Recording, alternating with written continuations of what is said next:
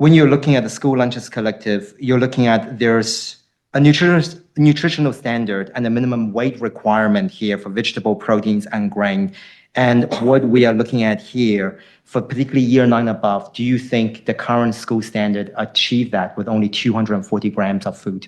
Well, what you've got to remember is that for senior students, they're going to be given additional items, which will get them to 300 grams. So the answer is yes. Because we're doing it in bulk at a national level, we're able to deliver the same price right across the country. So, you're right about regional price variations, but part of the beauty of this model is that we're avoiding that through having one national distribution model. Mm. Thank you. Part of previous contracts with living wage was an important part of that. Is that still going to be maintained? That's up to the Healthy School Lunch Collective. But my view is very clear. We are here to get the best deal for the kids. If you want to go and pursue secondary objectives, you can.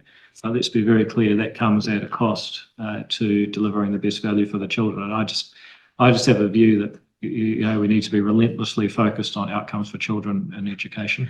As soon as you start giving yourselves other objectives relating to the workforce, for example, then that inevitably impacts on what you can do for the children. So following up from that then, in many of those cases where there are internal models, many of those people, in fact, the vast majority of those people are whānau that are in the school, and living wage is actually really important to the education of those young people as well, because it's adding to what those young people are getting at home. So do you not see that going hand in hand with the education of the young people? Well, no, because if you listen to what you're saying and take it to its logical conclusion, you're really saying that the government's objective should be to improve learning by paying the parents more money to prepare lunches in the school. And the immediate question would be, what do you then do for all of the children in each school whose parents don't happen to be providers in the school lunch program?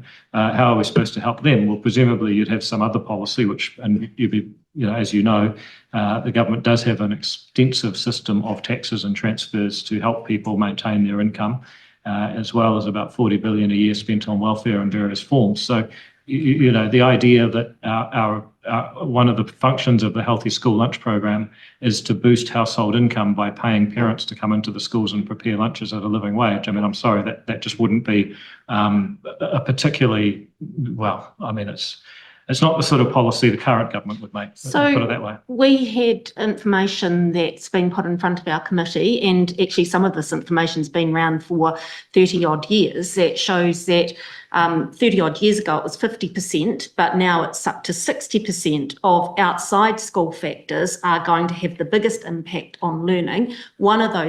Two of those impacts, one is poverty, one is food security. So the healthy lunch programs will have therefore a direct result on kids' learning, but so too will the payment of the wages of the people preparing, because they are related directly to the people in the school. Yeah. Does that not resonate? Well, I remember Milton Friedman once said, I admire the softness of your heart, but it appears to have extended to your head.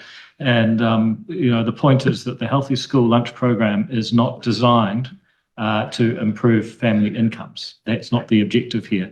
The government has a range of other policies and programs that are designed to improve household income, and that is how we come at improving people's ability to, I guess, trying to improve the out of school factors you refer to. So I agree with you. It's just the Healthy School Lunch program is not the way to do it.